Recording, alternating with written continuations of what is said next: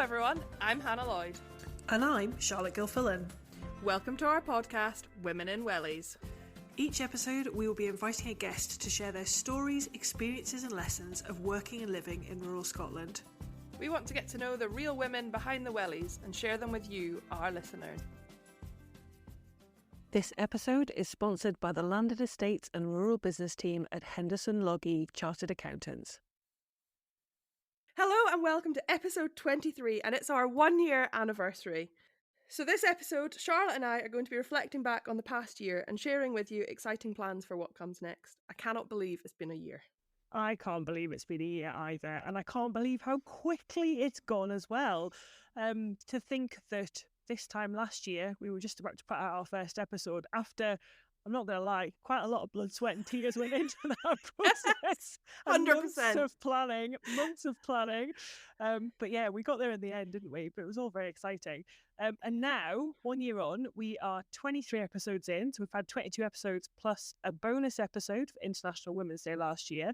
We have been listened to internationally across 6 continents, which includes 37 countries. There have been 749 minutes of inspiration that we have put out into the world, and we are, I think, genuinely overwhelmed by the fact that we have this growing community of thousands of people that are engaging with what we're doing, that are inspired by what we're doing and are following along. It's absolutely mind-blowing. Sitting here, you know, we both respectively sit behind our computers in our houses, speak to guests, like, I'm going to say week in, week out. It's not quite true. Fortnight in, fortnight out. And then you put it out in the world. And like last January, we put this out thinking, are we going to get one listen? Like, oh, maybe reliably, you know, a couple of mums will listen. You know, we can rely on a few. And now, you know, we're thousands of you listening and engaging with us. And honestly, like it means so much. Like, we've just been, in preparation for this recording, we've just been chatting all through. Actually, I feel really emotional. I think I'm on the edge. The tissues are at the ready. I feel like this episode might include tears.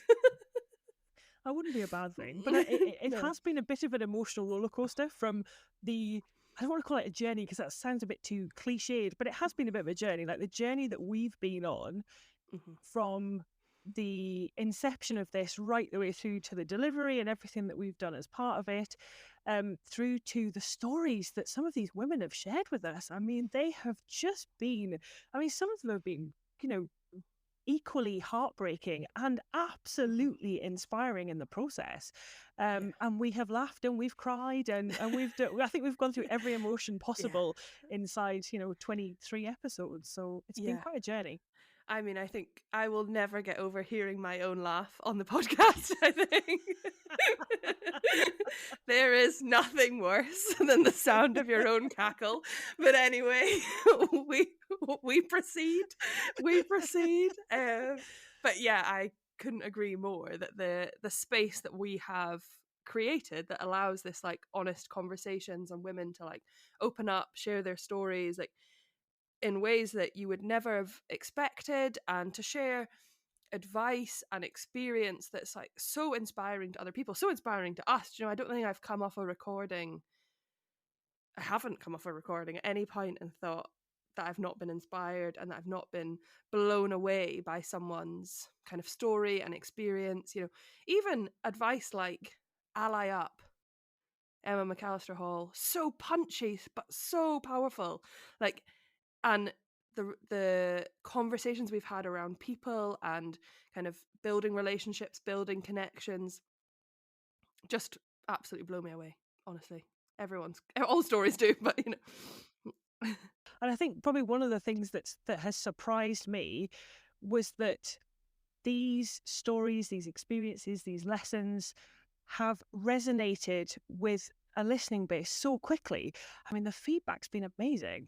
I think the way it resonates with people is incredible. And I think Emma Clark's episode where she shared their particular challenges around succession, I've had quite a number of people say to me, I'm going through something exactly like that, and I thought I was on my own.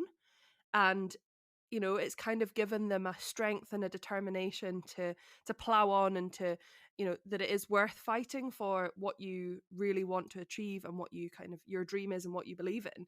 And, you know, I think some of those conversations are as powerful as podcast recordings for me, because it's hearing how somebody has listened and felt supported or felt heard or felt that they're just not on their own. And that's like, you know, from our little concept of this, whatever, 18 months ago to now, like that's just absolutely incredible. It is. And for me personally, the whole experience of this podcast, and as you say, Hannah, from actually doing the recordings to the conversations we have out with, has been a very, very humbling experience. First and foremost, because these women that have joined us, our guests, have chosen to share their stories, often quite emotional and very, very personal, have chosen our platform and the two of us to share those stories with. And secondly, that through sharing those stories, we have made a difference. I think also over the last year of episodes coming out, we have probably not paused to reflect in the way that we have kind of in preparation for this episode. And so some of this impact, while we've been kind of aware of it bubbling away in the background, and, you know, when people come up to us in person and give us this feedback, or they leave a review on Apple, or they send us a message on Instagram or on LinkedIn, or I think particularly in person as well. But when you kind of take that on board, but then you kind of park it as separate, whereas in preparation for this episode, we've like reflected back on the whole year, and it is incredible what we have achieved amongst the challenges of balancing this with, you know, we both work full time, we both do other voluntary positions. It's you know, it's actually, I think I should say well done to us. I think absolutely well done to us. Yeah, I totally agree. But what I would say as well is every single time that somebody takes the time to send us a message, to leave us a review, to speak to us in person, it is so, so very much appreciated. It really is. And I don't think people understand the impact that they have by giving us that feedback, and how it just fuels us on to do even more with the podcast. Yeah. And I know that's like, for me, like a show season, you know, we were both at a couple of the shows, and you know, when people came up to us and were like, oh, can we take a selfie, and like, wow, can we take a photo, I was literally like absolutely buzzing. I'm like, of course we can. Like, this show I'm gonna have to be like, get my merch out, put my headband on, but honestly, I'll hold the camera. but honestly, like those when people ask to kind of engage with us in that way, or we do engage with you, like it just means so much. And like I've gone to meetings or met people, and they've recognized me from the podcast. Like that is I'm back to these same buzzwords. It's mind blowing. Like that somebody would come up and be like, "Oh, you're from the Women in Wellies podcast." Like that's crazy. Like, do you know, it's like we're just like two women who sit behind our computers with a semi-professional looking setup and talk to guests. And no wallpaper. And no wallpaper behind me. But yeah, that we just sit here and then people will recognize us, or leave us a really lovely review on Apple Podcasts, saying something like that they currently live in the city, they're planning a move to the country, and that these are the stories we share are inspiring them about what they'll be able to do when they get there, making them want it more. Like that's incredible. Somebody we don't even, I don't know, maybe you know, but I don't think I know them. So, you know, it's wild. But I think as well, like a lot of that is testament to the hard work that you put into all our social media and all our marketing and all our online presence. So for those listeners who don't already know, and I've said this a few times, like Hannah is the absolute brains behind all of that. She does all the marketing, all the PR stuff, all the social media stuff, absolutely everything, and has, you know, built this kind of beautiful brand and has, got us out into the world. It's all very well us recording all these podcasts and wanting to share these stories, but without all Hannah's hard work on that side of things, then we wouldn't be able to share that with everybody. So, the fact that people recognize you and recognize me, when we're out and about and want to have these conversations, is definitely testament to all the work that you put into that. And all the pain you endure taking selfies for me, Charlotte. Oh my God, honestly. That's been the most torturous part of the process, I think, is the blooming selfies. Thanks, but I think it's also, the social media and the branding is the front end of the pantomime horse. You'll have all heard us say this before, but none of this would happen if it wasn't for the back end of the pantomime horse. Charlotte, there's no one else I'd rather be a pantomime horse with. But we ask a lot of our guests about kind of the challenges that they've experienced, and I think for us, Charlotte, you have gone on the most incredible learning journey with with Zencaster, with Podcastle, with Acast, with Apple, with all these platforms where this podcast magically appears when you upload it.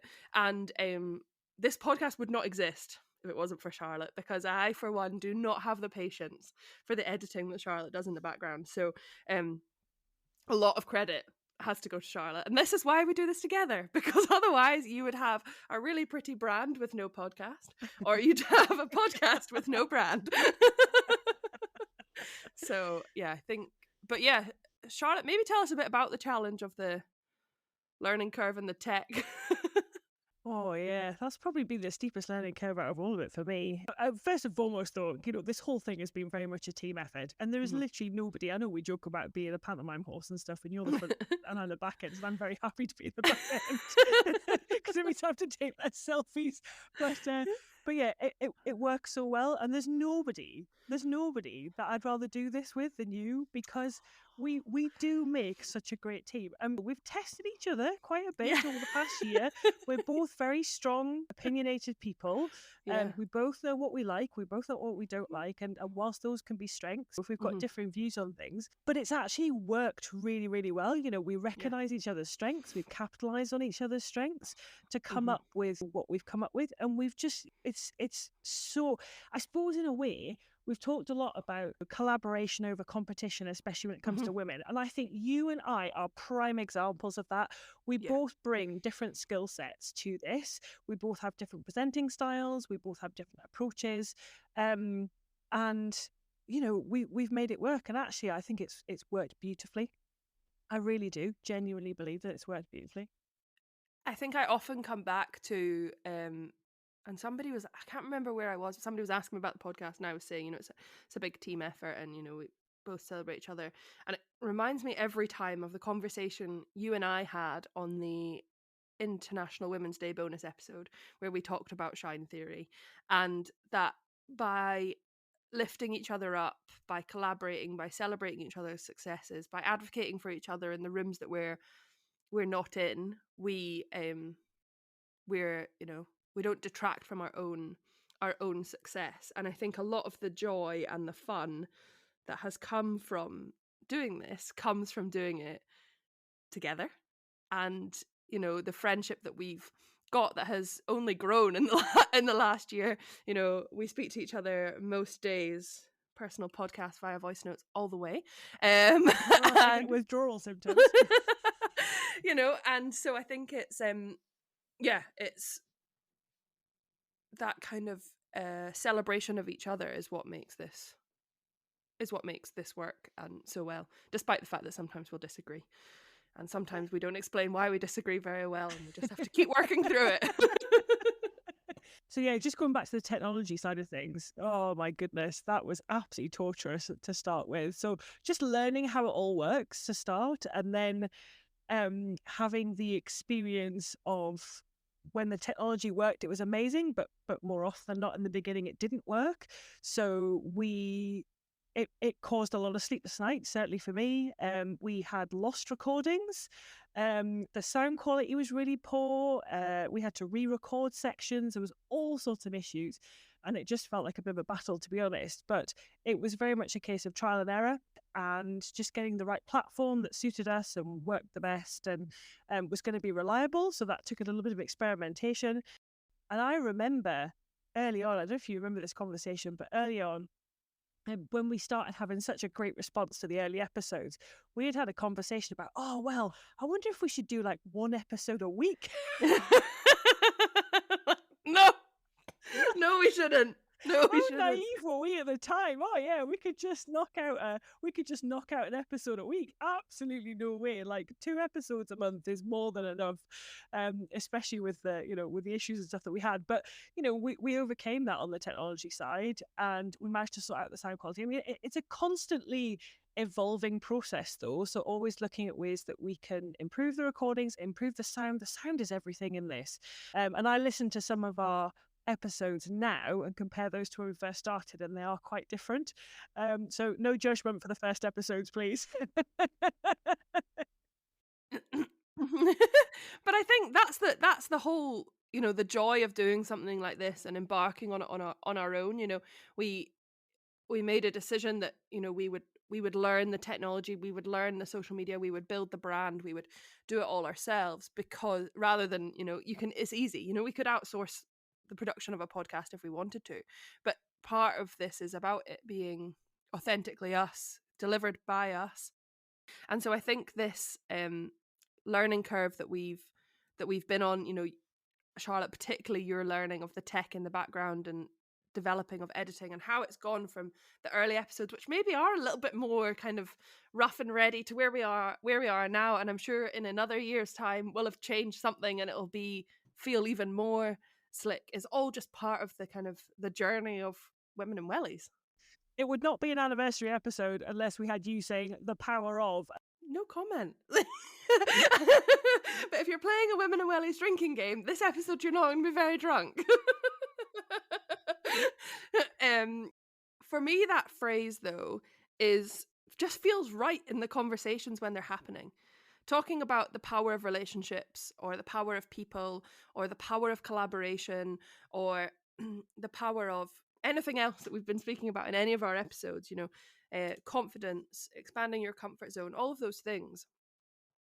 The reason that phrase feels right is because they're powerful things that build both our guest, or our listeners, or others. They build them to be a more empowered and powerful version of themselves, and allows them to develop and learn. And yeah, so I've been trying to cut back on the power of phrase, but I stand by the power of Women in Wellies. Oh, beautifully summed up. You mentioned comfort zones and confidence, and that's one thing that I have found has increased quite a lot for me through having this podcast. In the beginning, I hated every minute of it. There's no two ways about it. It was incredibly stressful. I used to spend days trying to get questions ready for guests and rehearse technique and all sorts of stuff, and completely overthought the whole thing, rather than what we do now. I mean, there's still all the background work that goes into it, but it's much more relaxed. It's about having a conversation. It's being able to draw out the types of messages that we want to put across. And this has helped my confidence no end. It really has. I mean, it was a huge step out of my comfort zone, from doing the recordings to having my flipping face everywhere. I mean, that was just, I know it was a necessary evil, but yeah, it has been, it has made a big difference, and it's made a big difference in other areas of my life where I didn't expect it to have this sort of impact. I agree that it's grown my confidence, it's expanded my comfort zone, it's pushed me to do things I probably wouldn't have done, and I probably would never have been perceived as somebody who wasn't confident, or wasn't but it has, like you say, benefited me in other parts of my life. I think it's built profile, but it's ultimately every episode. Even now, some days you think, oh, why do we do this podcast, and you still have to kind of beef yourself up and be like, yep, I've got this, it's worth doing, I want to expand my comfort zone and push beyond. And I think it's a it's a it's a process growing your comfort zone. It's a process kind of taking those risks, being uncomfortable.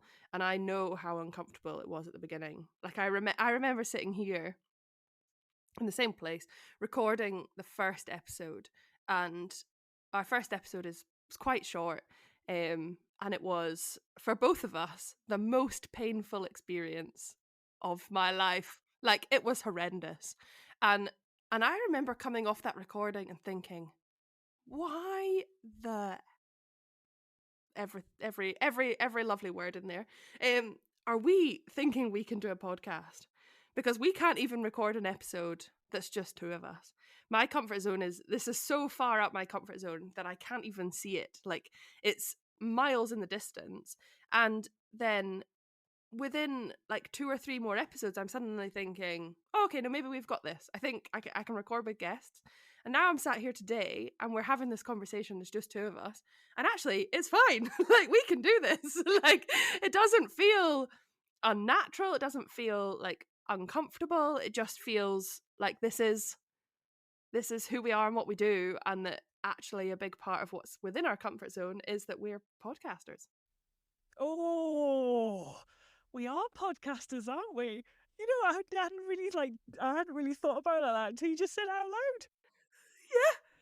Like, when you actually, like, a year in, I think we can call ourselves podcasters. Like, do you know, like, what is it, 749 minutes of recordings are out there in the world already. Do you know? I think we can call ourselves podcasters. I'll take that. Yeah. Off I go to change my LinkedIn. I'm just going to bring up this highlight because we launched merch a couple of weeks ago. Thank you to everyone who's already purchased. Drop us a message if you want more information or you'd like to order. But for me, like, we have slowly built our social media presence. It's grown over time, very organic with kind of listeners, and we haven't been shared by any big names or anything, but when we launched our merch, we used the Logo Farm, who are based locally to me in Ayrshire, and is owned by Cammy Wilson from the Sheep Game in conjunction with Colin, his business partner. And they've been absolutely fantastic to work with, which has been brilliant, and real quality product come from them. But the Sheep Game shared our merch post, and I literally was absolutely, like, off the chart buzzing. Cammy, thank you so much if you hear this. But it honestly means so much to us. It has grown our audience on social media, absolutely, and we also saw a massive spike in podcast listens, which is just brilliant. Like, and I was like all day screenshotting as the follower numbers grew on social media, screenshotting, sending to Charlotte, screenshotting, sending to Charlotte. But honestly, like, it means so much when anybody shares the podcast, because we always see the impact that has on followers, and if you tag us in your stories, we see new followers find us and all of that. And I think for me, they're my absolute favorite bits, because we can shout about this till we're blue in the face. Like, we could talk about the podcast all day, and I'm sure we sometimes do and annoy everyone around us. But when other people share that they've loved an episode, or they share our merch, or they share something else, honestly, it means so much, because you open us up to an audience that we don't already have. And seeing that grow and develop over time as we strive for goals of, like, listening downloads and all of that is just absolutely fantastic. So thank you. Yeah, and just going back to this point of being able to make a difference, the more people that we can reach, the more people that we can share these women's stories with, the more difference we can make. So yeah, I just reiterate everything you said, Hannah. Yeah. So shall we share a little bit of what comes next, Charlotte? Aye, that's a great idea. What comes next? Well, merch. We'll just pick up on this one again. If you haven't ordered, get your headbands and your bubble hats. I'm absolutely delighted that we've already posted merch internationally to the US, which is, like, quite crazy. Obviously, we know we've got international listeners, but that they're also so engaged with us that I have to find a way for them to be able to pay us for merch is just absolutely fantastic. So thank you so much. And there's plenty more merch in the planning. If you're not a headband and bobble hat wearer, then you're obviously in Scotland. But yeah, there's more to come. In terms of our lineup this year, we have more amazing guests with some very inspiring stories that we think you will really enjoy. And also, we're going to introduce something new. Now, lots of you have told us that you really like the question that we ask all of our guests at the end of every episode, which is, what advice would you give to the next generation of rural women in Scotland? Well, we decided it was about time we heard directly from those next generation of women. So we have some joining us for upcoming episodes, and that is something that I am really, really looking forward to. I'm so excited for some of the conversations that are to come. I think this year we've had a real variety of guests on, and that variety is going to continue through 2024. So something for everyone, I would hope. Oh yeah, definitely, and lots more cackling as well along the way. Oh, sorry everyone. You and me both. Yeah, lots Sorry, of cackling everyone. along the way. Yeah, I think the other thing that's coming this year, and that we're really excited about, and if you've got any suggestions, then let us know. But we'll be getting out and about again, meeting more of you. We're always keen to find ways to meet more of our audience and our listeners. So do let us know if there's something that you think we could be at, should be attending anyway. And we will do our best to try and be at some of these places, but we'll definitely be at quite a lot over the show season. So do look out for us, and if you see us, come and say hi. Like, we love it. And come and take a selfie with Hannah. Take a selfie with us both. You have to request. No. Charlotte needs more persuading, but she will take them. I promise. No. Remember, Hannah's the front of the pantomime horse on the back end. Now, on a slightly more serious note, none of this would be possible without all the people that have supported us. So we would like to take this opportunity to say a massive thank you to all of our listeners, to all of our guests, to everyone who has engaged on social media, and everybody who has spoken to us in person. And a particularly special thank you to our very first sponsor, Henderson Logie Chartered Accountants, who really recognised what we were trying to achieve and genuinely believed in our vision for sharing these women's stories and wanted to help us take the podcast to the next level, which we have managed to do. So we are very, very grateful to all of you, and thank you. I second all of those. Thank you for engaging with us. And I think the last thing is, speak to us, talk to us, send us your feedback. We want to know what resonates with you.